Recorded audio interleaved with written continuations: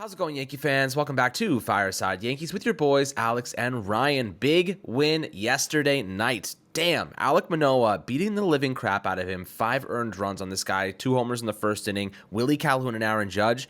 You just love to see it. The guy that talks so much smack about us, talks so much smack about Garrett Cole, getting absolutely destroyed in his own house. That is exactly how we wanted to start this series. We wanted to set the tone, make sure they know we are hot right now. Our offense is producing. Aaron Judge had a 462-foot, 115-mile-per-hour exit velocity homer after that terrible called strike yesterday. And you see kind of how this team is responding, right? In the past couple months, past couple weeks, at times we haven't seen this team pick it up and respond, really just put it in the mouths of the other team and really just make sure that they understand that we are not messing around.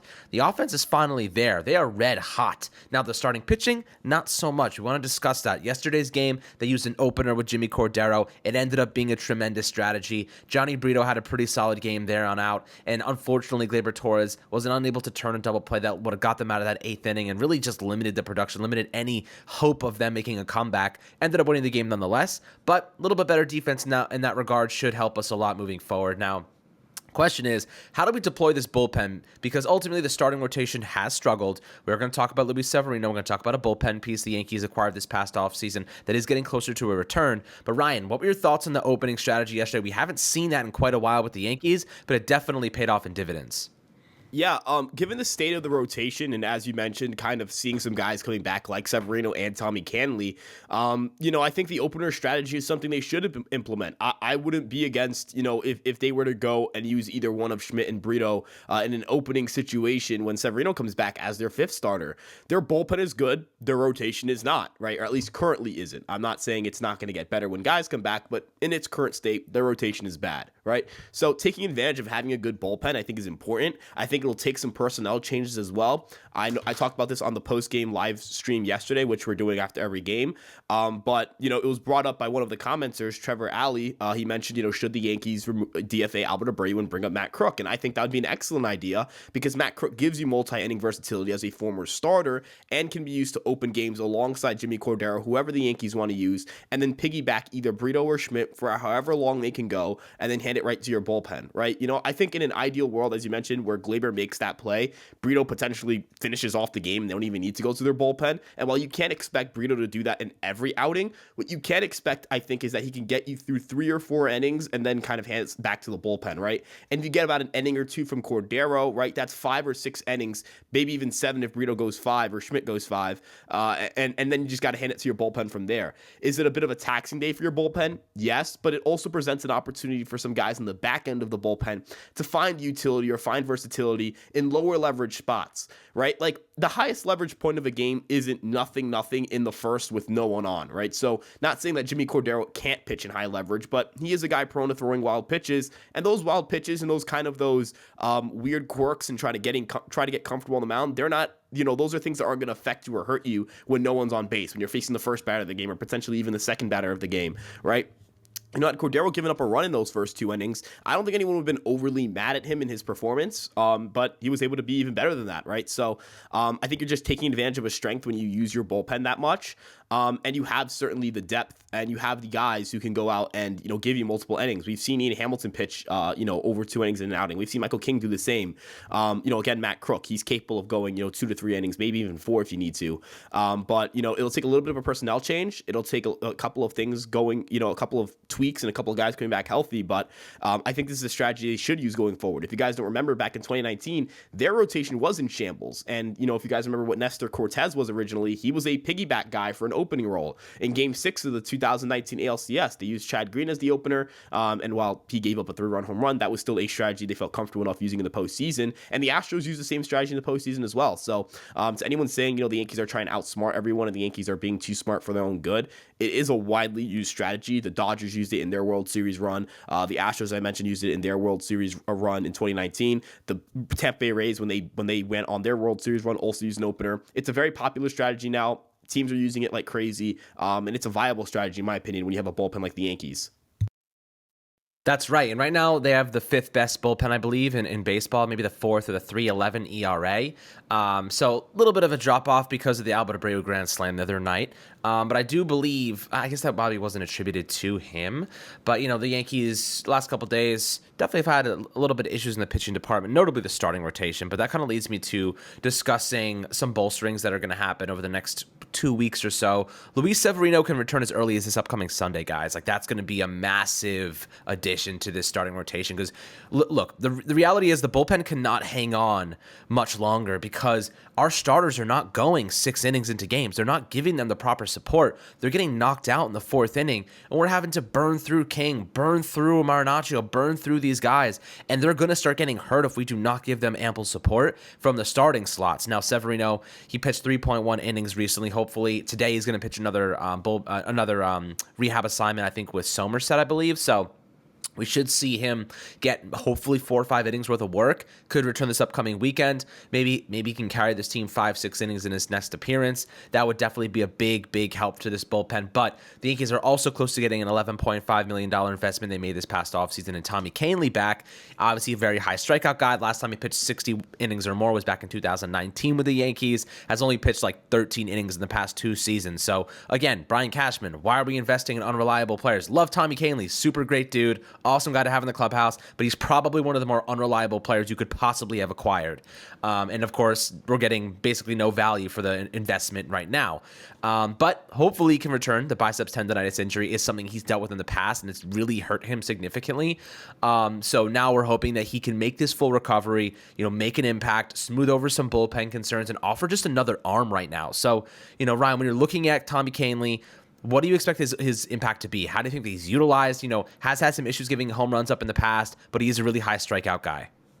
Yeah, so I think he would immediately fill in as a guy you can use in the middle innings, right? I wouldn't be shocked to see him potentially involved in that opener strategy, not as the guy who opens the game, though, I think Kahnle is kind of an odd enough guy to want to try it. But, could he be a 6th inning guy, 7th inning guy for you reliably? Absolutely. And the changeup is such a good pitch that it allows him to be effective versus lefties and righties. For those unaware, vertical movement plays a lot better towards opposite-handed batters. So if you're a righty, you would like to use your changeup against lefties or a pitch like a curveball perhaps.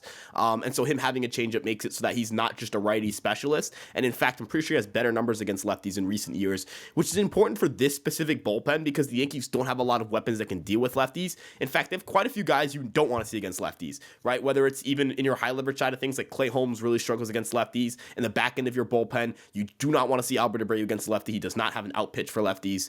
And Kahnle kind of helps you bridge that gap. It helps you get a little bit better there. As I mentioned earlier, Matt Crook would also help with that, but we're focusing on Kahnle here. He's been adding a sinker. I don't know if you guys remember, we talked about this way back in February, which feels like forever ago, where he did an interview with The Athletic discussing, working on a sinker. He feels like it's a good pitch. He never got to pitch in spring training, so we never got to get any data on it, but I imagine that when he rehabs, we'll eventually see him in Scranton at some point, and there is public AAA data there, so we'll get a little bit of a sneak peek as to how good the pitch is. But his 4-seam fastball was starting to get hit really hard, and so having a sinker that he can use against righties should certainly help him get more ground balls and get more soft contact, and as you mentioned, alleviate the home run issue he's had in his career. So it'll be interesting to see what he looks like. I'm not gonna sit here and say that he's gonna be an elite level reliever because he's now battling through another injury, and we have to come see what he's gonna look like post injury.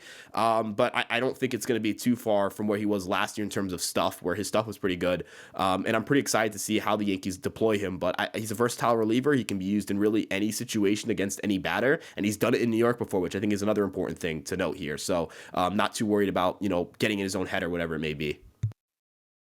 Yeah, absolutely. It definitely is really nice to have a player back that has experience in the Bronx. You know what I mean? Like, not every player is cut out to feature in the Bronx in New York in that type of atmosphere. We know Kahnle can do it. It's just a matter of getting him healthy, and a lot of these guys, the Yankees are slowly getting healthier, right? The trick right now is to just not get hurt, right? Knock on wood 1,000 million times, because right now we're getting better. right? That's the kind of thing. Aaron Judge, he looks like an MVP right now. He looks like he's back to his MVP form. He has 30 multi-home run career games. Yesterday, obviously, I know, Ryan, you had a ridiculous stat. What was the stat that you just told me before the episode? This guy Judge had a wild game yesterday. Yeah, Aaron Judge hit the hardest hit and farthest hit home run of his season yesterday. That was the one off of Jay Jackson, who, threw a hanging slider but thinks the Yankees cheated. Like, if you want to throw a meatball, dude, that's what's going to happen. I don't know what to tell you. And then the first home run he hit off of Manoah, who, again, accused Garrett Cole of being the biggest cheater in baseball, but he is statistically one of the, if not the worst starting pitcher in baseball this year. He gave up a 375-foot home run that went 102 miles an hour, and that was actually the softest hit and shortest hit home run of the season for Judge. So doing that in the same game is, I don't know the last time that's happened for Judge or just anyone in baseball. I'll have to check that, but that's definitely an oddity. When I saw that Judge blast yesterday, that 462-foot freaking nuclear weapon, my jaw dropped. Like, I saw that slider hanging over the middle, and it instantly was like, oh my God, if he gets a hang of that, that is going. And I think it was David Cohn. He goes, Jackson's, is a veteran. He's going to attack Judge. He's not going to walk around him. He's not going to pitch around him. If you were smart, you would pitch around Aaron Judge. You know what I mean? Look, Rizzo, they tried to do that, right? They walked Judge earlier in the game to try and get to Rizzo, and Rizzo ends up hitting an RBI single. You can't bat around really this top half of the batting order. And keep in mind, we didn't even have DJ LeMahieu in the lineup yesterday, or Harrison Bader, right? Most would say there was a punt lineup, and we destroyed Alek Manoah. Getting Bader and DJ LeMahieu today with the way this offense is performing is going to be very exciting. Now, Willie Calhoun, want to give him some credit. Dude had a really good game. Kyle Higashioka had a decent game. Oswaldo Cabrera, man, we have been waiting for this. We talked about maybe a week or two ago, the fact that he really was struggling offensively. Maybe it was a good idea to send him back down to AAA to regain his confidence, but we do believe in him long term. This is the Oswaldo we've been waiting for. He walked 3 times yesterday. I think he went into the game with a 4.6 walk rate. I think he's at a 6.8% walk rate now. He boosted that number almost 50% in like a day, 2 days. So you're seeing Oswaldo Cabrera hit his stride. That's exactly what we wanted him to do. I think that the role they have him in now is really good. Him and Volpe work really well off each other, and having Cabrera be that super utility guy moving around the field, contributing all over the place, I think he gets fueled by that. I think he loves that kind of job. So it's really awesome to see the Yankees utilizing him in that way and getting the proper production that we've been waiting for. But we'll see what happens with the bullpen, guys. Getting Severino back soon, Tommy Kahnle soon. The opener concept definitely worked yesterday. I wouldn't be surprised if we saw it again in the coming days. Honestly, I wouldn't be surprised if we saw it with Jimmy Cordero, that exact same kind of element, like Brito following up on Jimmy Cordero, because Brito gets beat up right off the bat. That was kind of like his issue, was he was getting crushed in the first inning. So the Yankees are giving him that first 2 innings to kind of settle in and like not go in there with high leverage. And trying to keep opposing teams from scoring. So maybe this works. Maybe they have found a way to get the most out of Brito, and it's simply to give him that cushion of an opener with Jimmy Cordero, whoever it might be. So we'll see if they continue doing that. Really, really interesting concept. I could see Kahnle being a decent opener for what it's worth. We'll see how they operate in the near future, guys, but always happy to hear your perspectives below. As always, make sure to like and subscribe. Drop a 5-star review on Apple and Spotify if you are so kind. And we'll catch you guys on the next Fireside Yankees episode.